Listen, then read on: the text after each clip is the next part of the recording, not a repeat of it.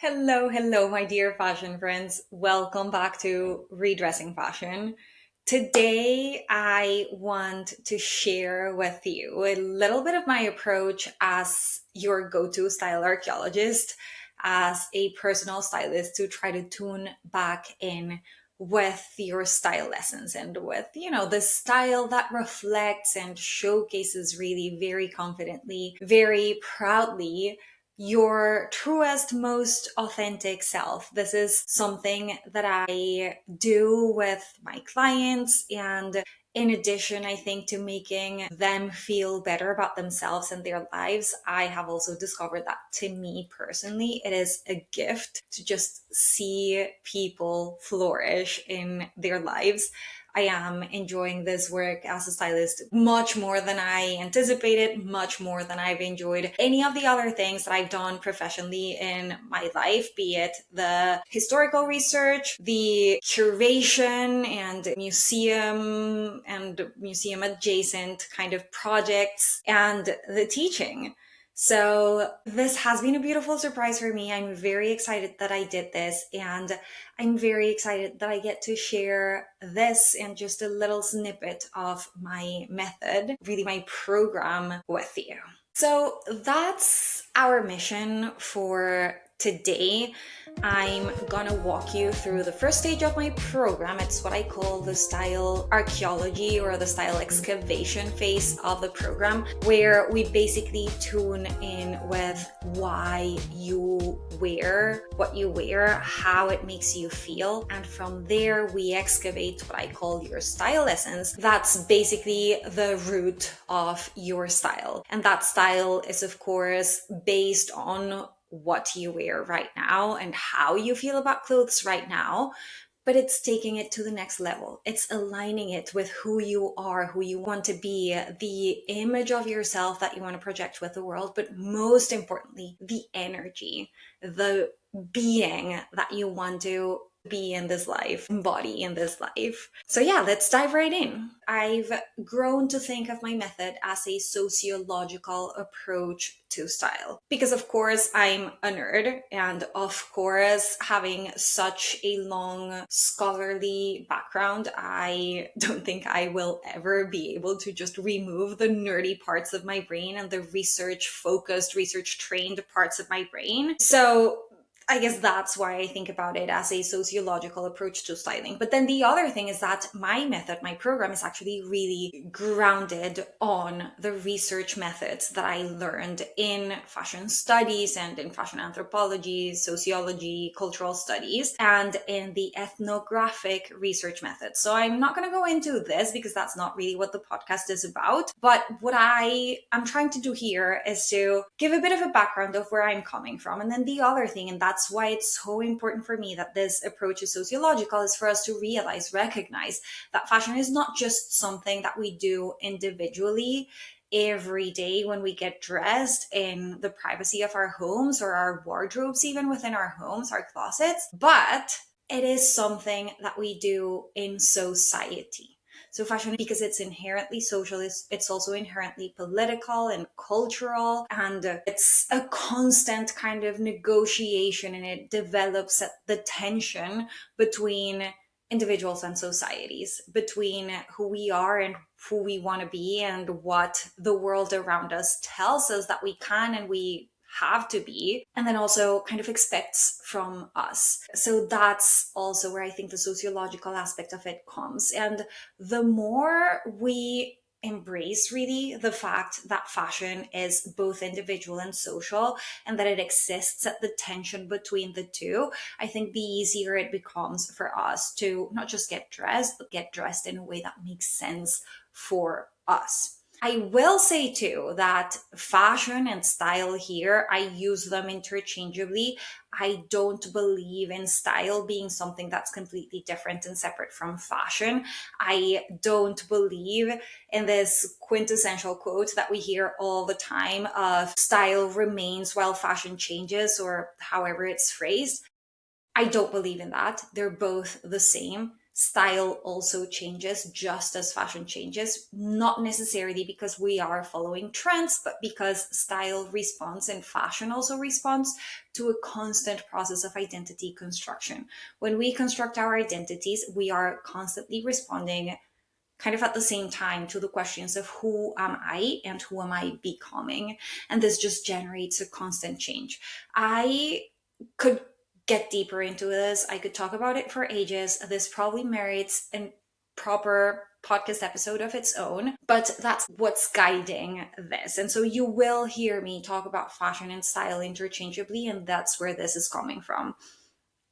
And then the other thing is that what I will be sharing today is just the first part of my process, which is focused on reconnecting with your style essence. And the reconnecting part, the re especially, is very, very important here because we all have a style essence. We all are more or less aware of it. And I think it depends really on how your relationship with fashion is and how it has evolved through your life. But we all have an idea of why we dress, what we want to project with how we dress, what we want to share and communicate about ourselves, and then also what we maybe don't like about fashion or maybe what we don't like about getting dressed. And so what we do is get very, very, very deep in our motivations and our aspirations when getting dressed.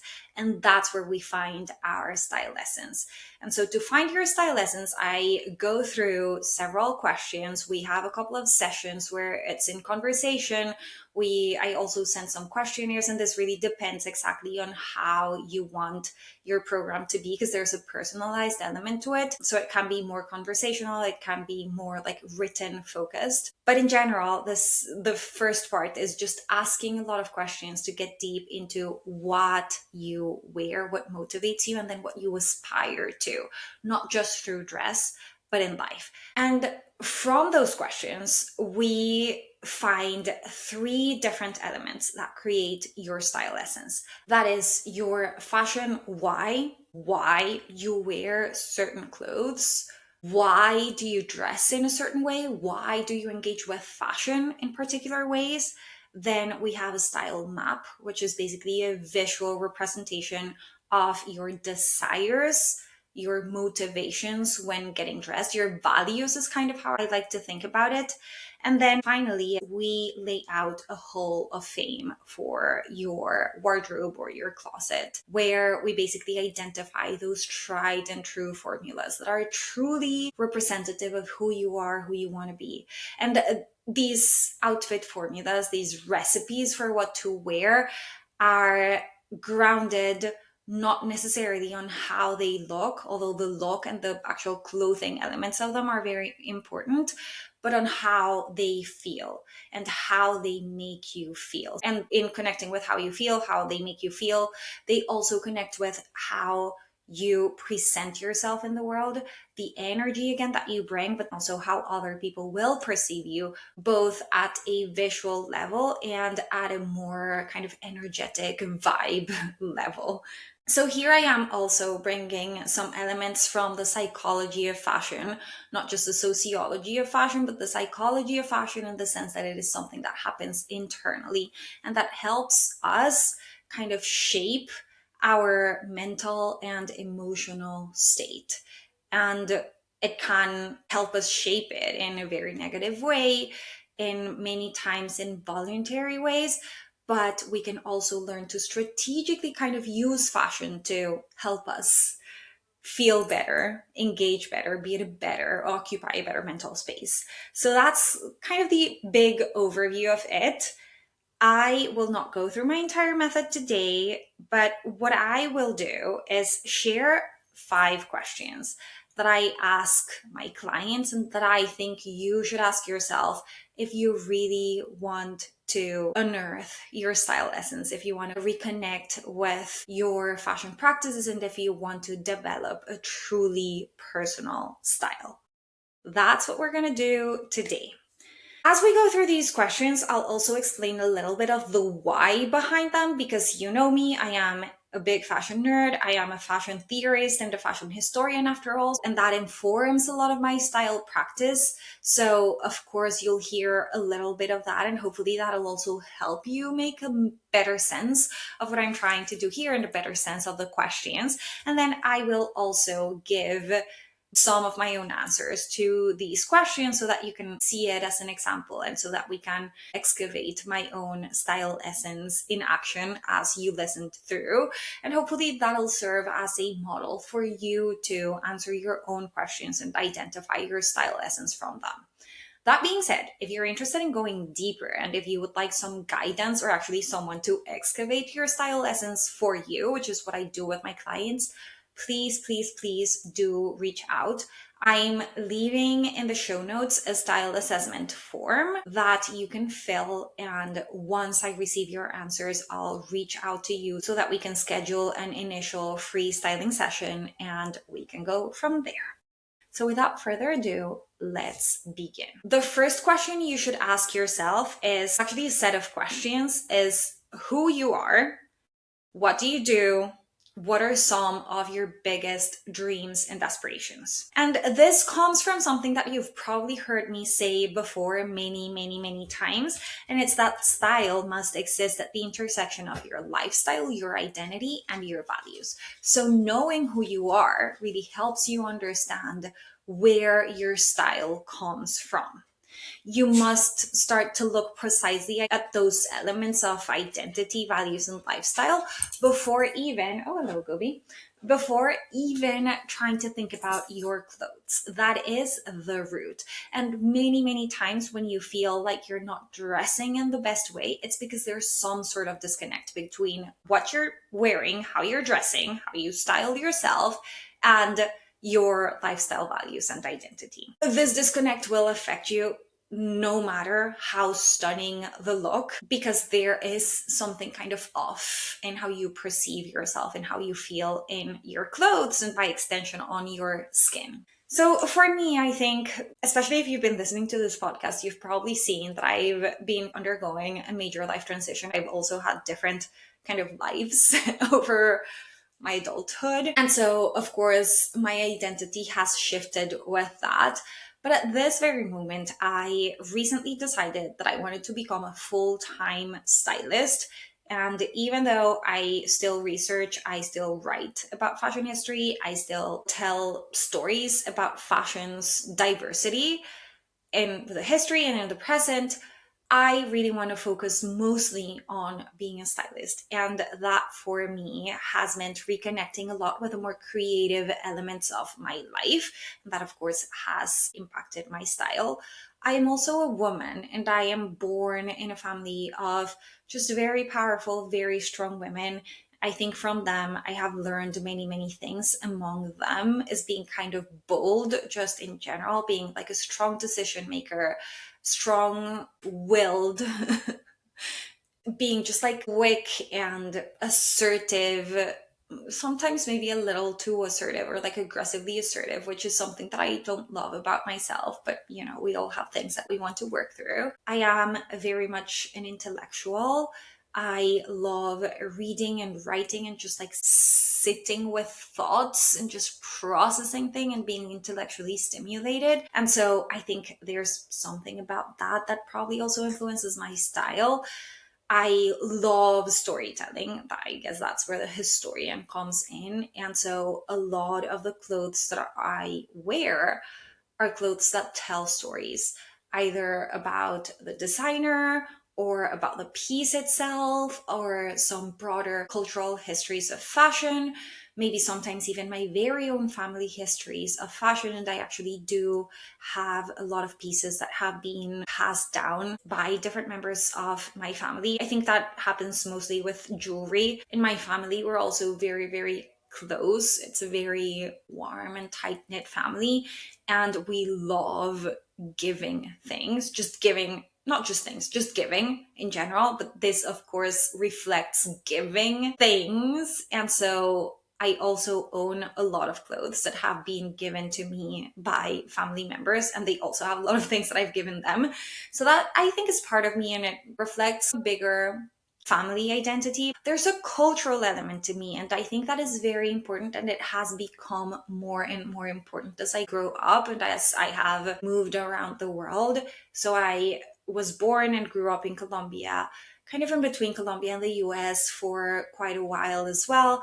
Then I moved to the US, lived there for more than 10 years. And then from the US, I moved to the UK. And so I think all of these world travels have made me connect and reconnect in different ways, really, with my Colombian identity and my Latina identity. But then also being a fashion theorist and understanding, especially, I'm very interested on the research side of things on indigenous histories of fashion, on ideas about identity and stereotyping, on colonialism. I think that has made me engage with my own Latinidad in a very particular way.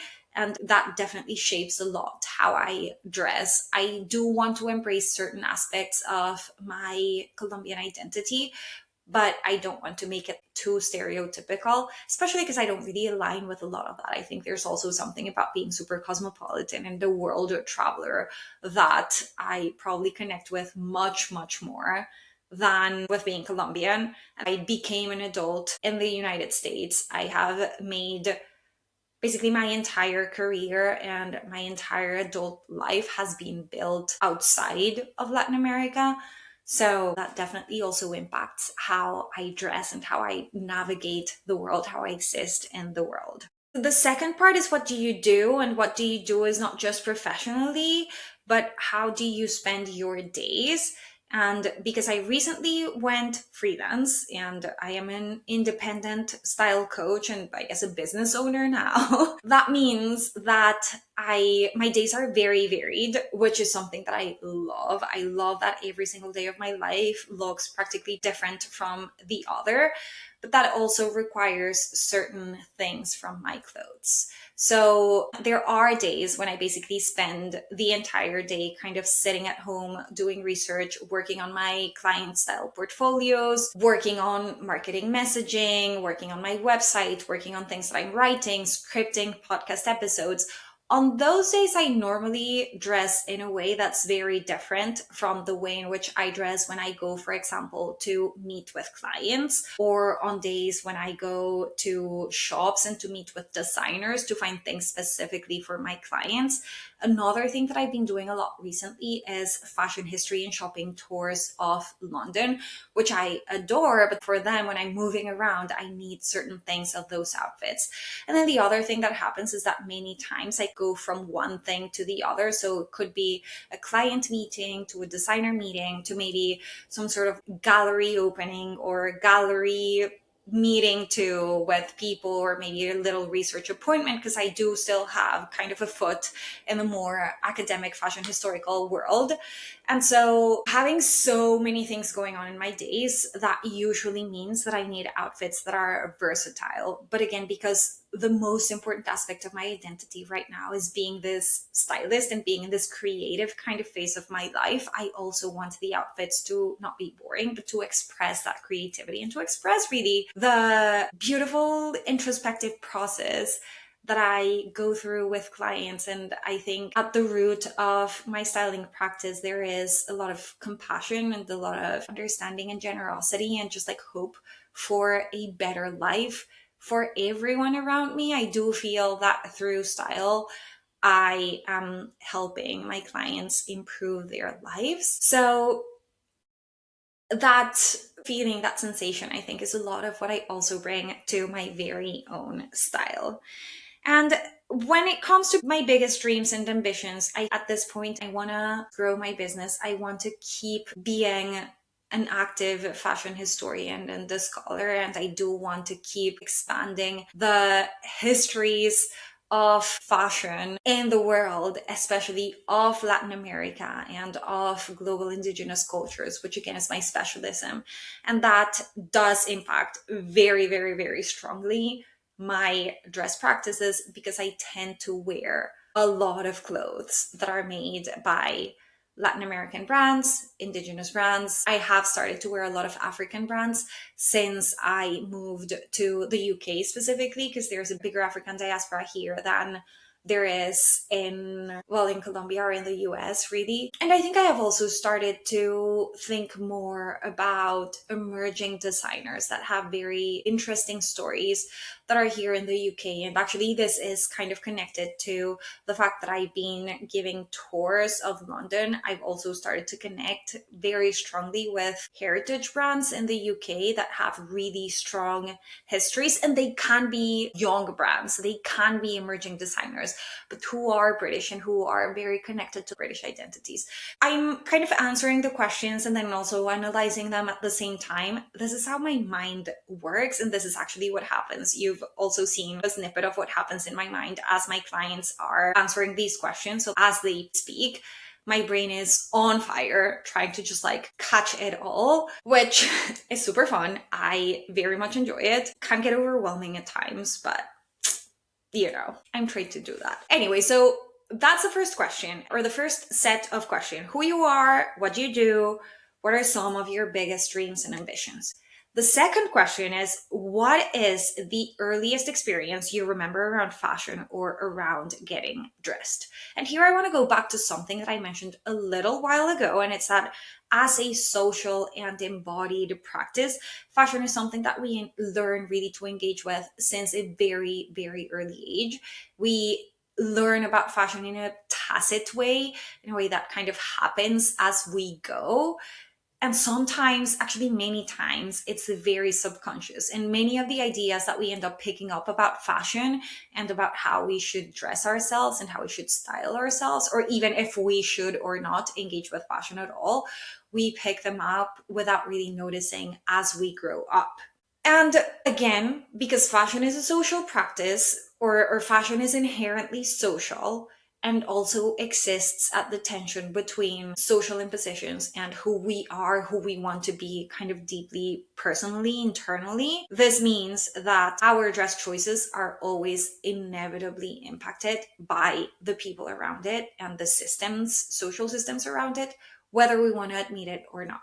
And here I should say that I have a full episode on, I think it's called something like Fashion Theories in Action, where I share some more of these definitions of fashion and what they mean in practice. So if you want to get maybe a little bit more theoretical, I strongly invite you to go and watch that episode, or listen to that episode. I will link it here so that you have access to it and bookmark it and come back to it whenever you're ready. So back to this question of tuning back in with your earliest memories of fashion. My intention with it is to unearth some of the ideas that you've adopted with fashion as you go through your life, of what you can or what you should wear, or what people like you dress like, what certain clothes say about you or about other people. So it's before all of this emotional baggage about fashion developed. What are the roots of it? What caused it? And of course, your answers to these questions are going to point to different things, but they are all connected really to your values, your fashion why, and the elements that will constitute your fashion map. And here, to answer my question, I actually want to share a photo. It's one of my favorite photos from when I was a child. It's this photo. You can see me. I was, I don't know, probably like 4 years old, feeling like a diva. Of course, that's exactly how I felt back then. And there are several things about this photo that I love. I distinctly recall wearing, especially the accessories. The dress, I don't really remember all that much, but I remember the accessories. I remember putting them on very specifically because I wanted to look like my Aunt Elsie. She would always have beautiful jewelry, statement jewelry as well. She always had, and I thought this was the coolest, her sunglasses and the bangle bracelets. She was a very big accessories gal. When I was born, my mom tells me she promised to give me 100 pairs of earrings. I don't think I've gotten 100 pairs of earrings from her, but I have gotten probably dozens of pairs of earrings from her, including very recently some of the beautiful golden hoops that I admired so much when I wore my very own colorful plastic hoops for this photo. So that's probably one of the most precious gifts I've ever been given. The reason why I love this photo so much, and when I found it, I remember I kind of screamed and cried and laughed and was very happy all at the same time, and overwhelmed probably, because I do remember very specifically accessorizing, thinking about being my cool Aunt Elsie, which I love it, and I love the attitude in the photo. And I think there are several things that this photo or this experience can tell about myself. I think one of the most important ones is the importance of accessories. Accessories are still very much part of my style. And it's not just the accessory, how it looks, but it's a lot about the personal stories of my accessories. And I mentioned this earlier.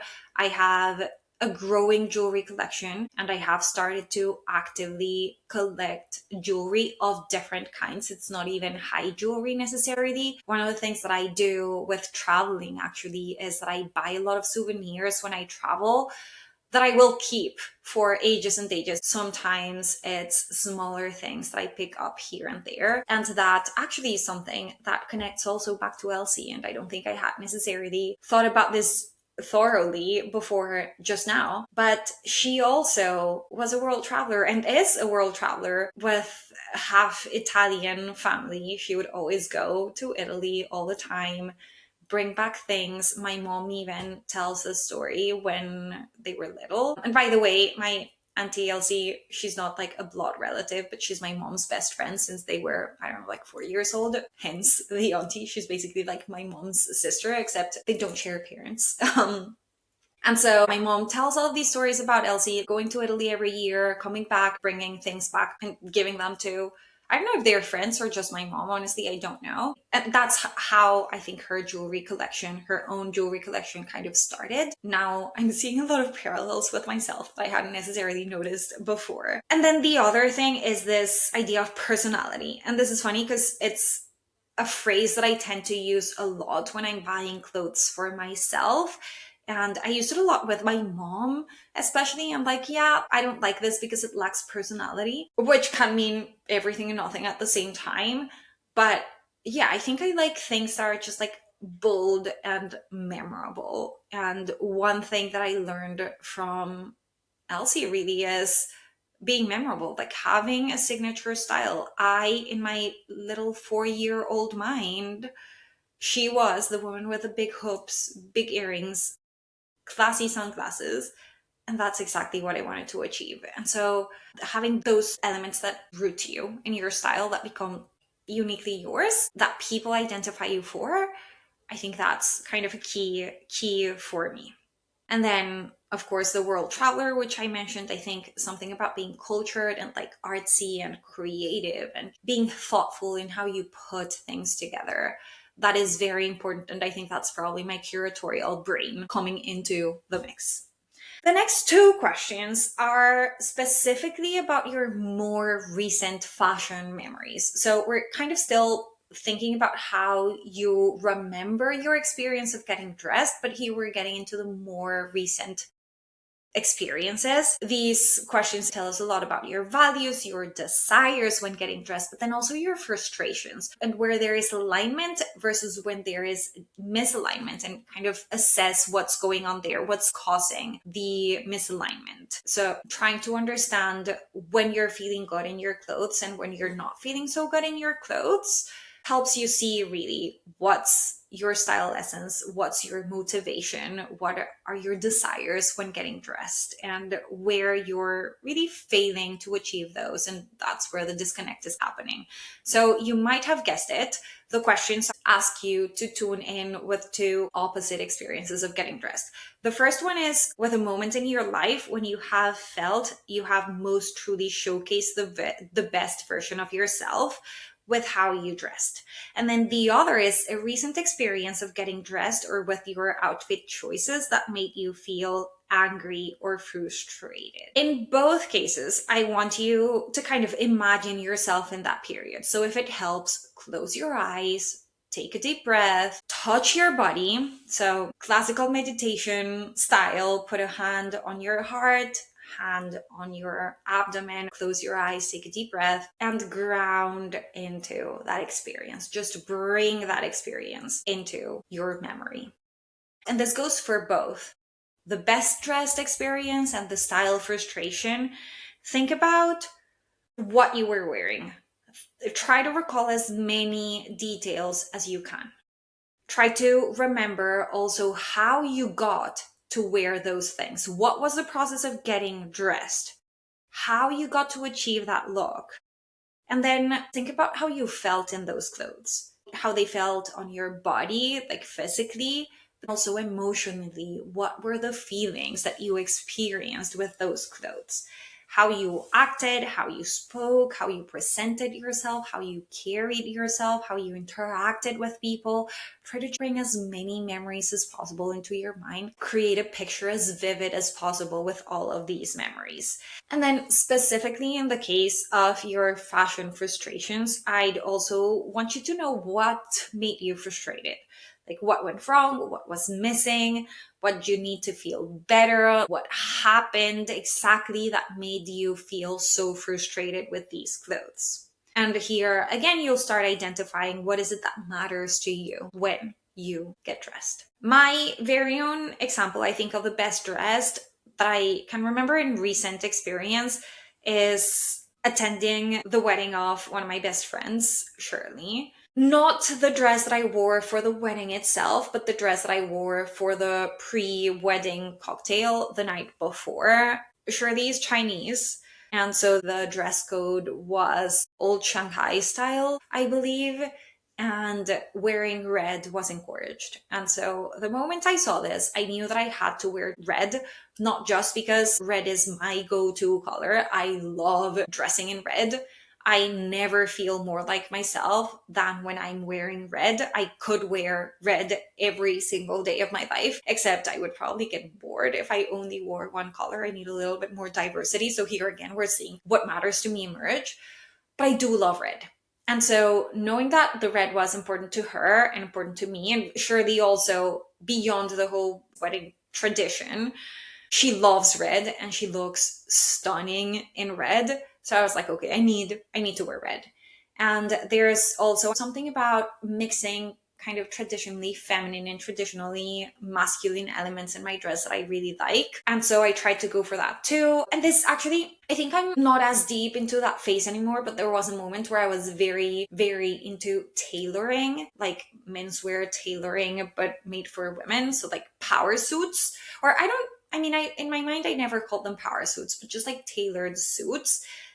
I think I got deepest into this phase when I was very actively researching tailors and the tailoring trade in late colonial Spanish America. So there's also this kind of historical influence or like research influence on it. But anyway, I love a tailored piece. And so what I decided to wear to this wedding cocktail was a red tuxedo that I got made to measure. It's a bespoke red tuxedo that I got made in Colombia a few years ago from our family tailor. And I think that's another very important thing for me. The knowing where I'm spending my money, knowing the person that it's going to, knowing that it is making a difference to their economy. And well, in this case, and that is also one of the reasons why I spend so much money buying from Colombian and Latin American brands and indigenous brands, kind of giving back to those nations, specifically to like those groups of people that have been marginalized in many cases.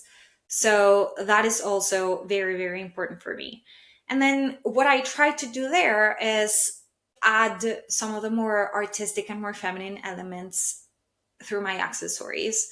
So I wore a pair of earrings, and I also have a photo of this. I should probably show it. You can see me in my red tuxedo, and I tried to accessorize it with some more feminine elements. So here, let me see if this works. I'm wearing a sort of lacy bra underneath that you can kind of see there. And then the earrings, they are these big, like golden frog earrings that are inspired buy some of the ancestral jewels from the territories that are present day Colombia. Frogs are very important to some of the indigenous cultures there because they are these figures that navigate between different worlds. You know, as amphibians, they biologically navigate between water and land, but they also, in a more spiritual level, navigate between the different worlds, and they carry messages and wisdom, especially from our ancestors and from spirit or from creator. And I love them. They were a gift from my mom, who is really the reason why I love jewelry so much and collect jewelry, because she's a jewelry designer. And so even though my first memories of jewelry and statement jewelry come from my Auntie Elsa, as I just mentioned, my knowledge of jewelry really comes from my mom. And I spent a while cataloging jewelry at the Met, but everything I knew until then was actually taught to me by my mom. So there's that. And then a watch, this watch, it's actually the watch that I'm wearing today, my favorite watch.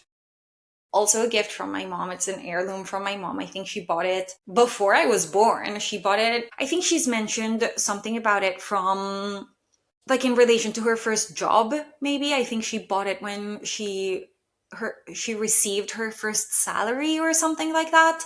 It's a meaningful piece for her. And she passed it down to me a few years ago, so I wear that. And then the shoes are these sandals with golden details that are super comfortable. I love them for parties because I can run around and stand around and dance, which is very important for me, around for hours and hours on end. So yeah, this is what I wore. And then here you can see kind of the mix of elements. You can see the history, the storytelling that I've mentioned more than once already that I have here, and then the investing on certain people, certain brands, certain sort of economies that I am very conscious about when I engage with fashion. And I have written about this before.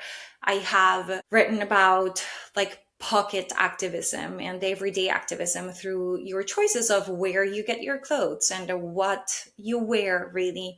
And I'll also link this in the notes for you to have as reference. And then my style frustration, the memory that's coming to mind right now, it's not so new. It's kind of an earlier experience from when I was a teenager. And if you've listened to this podcast, you have listened to that or watched me tell about that anecdote before. It was, and I'm linking the full story here as well. But to put it shortly, when I was a teenager, I had to go, my parents decided that we were going to a barbecue with some of our dear family friends who are also basically my extended family. But on that same day, it was the show jumping national finals in Colombia, and I wanted to go there instead and be with my own friends and be with the horses, really, and just like watch a sport that I was really passionate about. And because I wasn't allowed to go there and had to go to this other barbecue with people whom I adore with all my heart, it's not that I didn't want to spend time with them. I think this was me just being a rebellious teenager. I decided to just wear my pajamas to this party as an act of rebellion. And then a couple things happened. First of all, I don't think a lot of people realized that I was wearing my pajamas. And so actually one of my friends was like, "Oh, cute pants. I like them. You are so creative." And I was so angry. I was like, "Can you not tell that I am on purpose choosing not to dress for an event, but like wearing my pajamas?" She of course couldn't tell. I think my dad also ignored it. He was like, "Whatever, you do you." I can't remember what my mom's reaction was to it, honestly, which is shocking because I'm pretty sure she had very strong feelings about what I was wearing, but I cannot remember what she did. I think the reason for my frustration there was that people didn't notice, they didn't understand the message that I was trying to share with my clothes. And that's probably one of the main things that made me so angry about it. There was probably a lack or a perceived lack of self-expression, but I think most importantly, there was a lack of agency. I could not do what I wanted to do just in general, which translated somehow into I could not communicate what I was trying to communicate through my clothes. And that made me really, really, really angry. And I think this is connected to another big value of mine, which is making a difference, doing what matters to me. It's not that the people that I was seeing for this big lunch didn't matter to me. I think for me, it was a matter of I see them relatively often. We have maybe not this big barbecue lunch all the time, but we did have a lot of other lunches all the time, whereas the national finals really only happen once a year. And so I would have wanted to kind of prioritize that then. And with this, we come to the last question. And this last question is also asking you to imagine and to tune in with a specific version of yourself. And so here it's not a memory, it is your higher self or some sort of higher, more advanced version of yourself who's living your wildest dreams and who is connected with a feeling of plenitude, wholeness, bliss that comes about being that person that you know you were always meant to be. Being the happiest, the proudest, the most confident, the most authentic self you could ever be. So let your mind wander, let your mind really just connect with the feeling more than anything else. And think about how this person would dress. Not about how she looks when she's dressed, but how she feels in her clothes, how she feels in her body, how she feels when putting together an outfit, how she feels when getting into her clothes before doing whatever it is that she's doing with them. How she feels wearing these clothes out and about, like out in the wild, in the world, how people interact with her, how she feels around people, what she is able to do with her life and in her relations and interacting with other people and the world and just life in general by being dressed so authentically how she's dressed. And so again, I don't want you to think about the specifics of what she's wearing, but what the feeling is. And then connect with that. Asking this question as you begin your style journey has several purposes. So one of them is, of course, continuing to connect with these desires and motivations of getting dressed and tying it together with the previous questions. That lets us see, like, identify the elements of your style map and your style why, and more generally, your style essence. But it also helps us understand where you want to get, what you'd like your experience of getting dressed to be. And that's something that you will need to work on the second stage of the program. So the questions today are based on what you have experienced already in getting dressed and a little bit trying to see where you would like to get. The second part of the program is dedicated to actively designing your style, assembling together a set of looks that help you really just like live in that style essence. I realized that I didn't answer that question. For me, several of the things that happens when my higher self is getting dressed, I must say that I feel that I already do or experience in my everyday life. It has to do with really being understood in a way that I want to show. So, a lot of the things that I want to show about myself are that I am a generous, positive person. I like to spread joy and love. I am creative and I feel very connected with my creativity in different ways through how I dress. I care about people and the world and the environment and my family and history and social justice. And so that's also things that I try to bring into how I dress. I like getting dressed to be a process that's seamless, that's easy, that doesn't really make me angry or frustrated, that it does take sometimes, it takes time to figure out what I'm wearing because it's a conscious and a mindful process, but it doesn't tear me apart. It's something that I can easily navigate with purpose. I love method dressing, as in being dressed on theme to what you're doing or where you're going. So, for example, I spend a lot of time going to museum exhibitions and art galleries and stuff. And so I try to dress thematically for that. The other day, I went on an exhibition tour of Zurbarán at the National Gallery, which you've also heard me talk about before on the podcast. And because he was a 17th century painter, I wanted to bring something that felt kind of 17th century. He was also very dark, but had a very strong attention to detail in patterns. So what I ended up wearing is something that had some sort of detailed embroideries that were also kind of scrolling motifs that feature in some of the images of saints, especially that Zurbarán painted. So I wore that, and I had curls, like much stronger curls than I normally have. And then I wore these earrings that I bought actually at El Escorial, which was the palace of Philip II of Spain, where Velázquez, who was one of Zurbarán's contemporaries, lived and painted and worked. So these earrings are basically an imitation of some of the earrings that are painted in one of the paintings in the collection at El Escorial. So that felt very appropriate. So I like doing that kind of thing, just like dressing on theme. I talked about Shirley as well, her wedding, how I loved that there was a theme that was connected to her own cultural identity, and I kind of brought my own elements of my cultural identities to that. So I think that's something that my higher self would keep doing. And then the other thing is just treating getting dressed as basically curating a story, telling a story. And this is of course linked with my very own professional background as a fashion historian and as a fashion curator.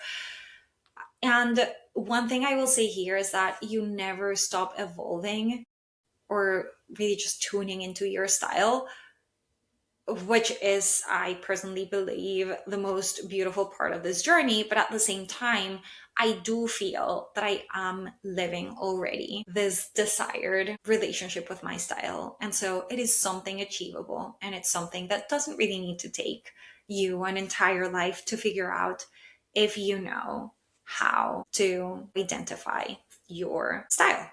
And speaking of that, I think especially this last question is super important because it connects with an aspect of fashion that I mentioned earlier, and it's the identity.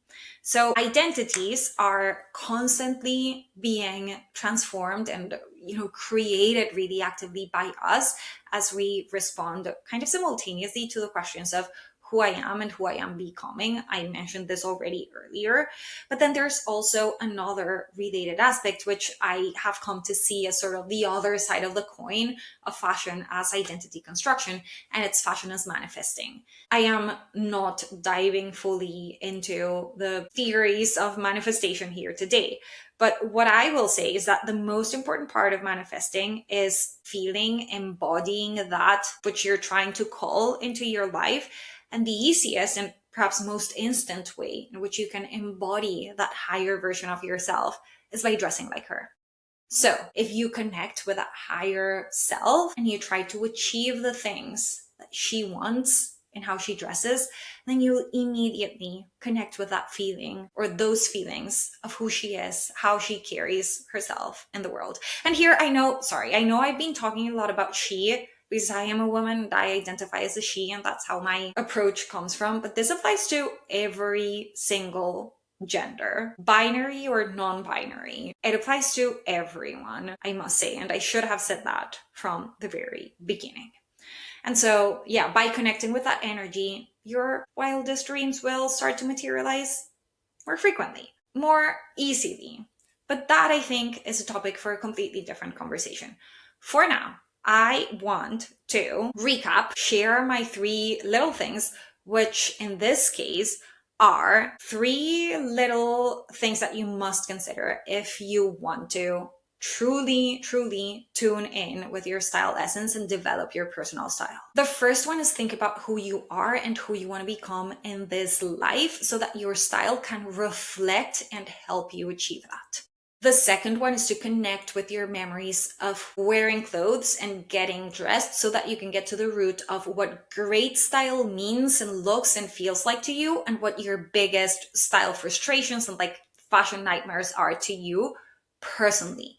Not what you've seen outside, not what you've heard, not what someone else told you, what you've seen on the fashion police or on magazines, but what it means to you based on your very own lived experience.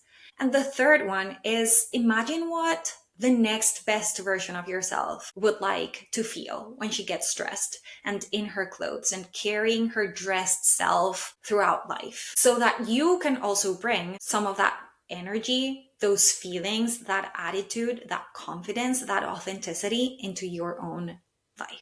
Try to spend some time just thinking about it this week. Maybe journal about it. I love recording voice memos for myself because it helps me take things out of my body and kind of think and process things as I'm doing that.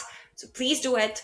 Please tell me some of your answers to these questions. Please let me know how this has helped you reconnect with your personal style. And when you're ready to take the next step and work with me so that we can go even deeper, excavate your style essence and design your signature style, please, please, please do reach out. There's a style assessment form that I'm linking in the show notes.